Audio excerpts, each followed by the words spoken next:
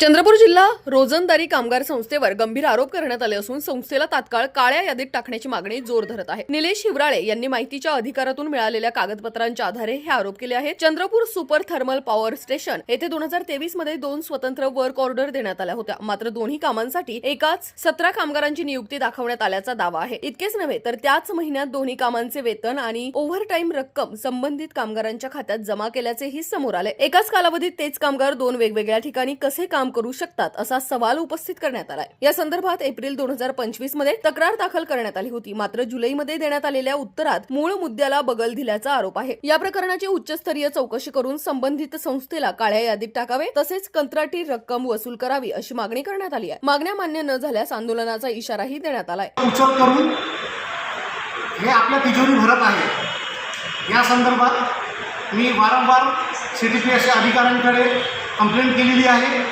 तरी सुद्धा या कंप्लेंटला केराची टोपली म्हणून सीटीपीएसचे मुख्य अधिकारी, अपीलीय अधिकारी आणि माहिती अधिकारी हे लपवून राहिलेले आहे माहिती।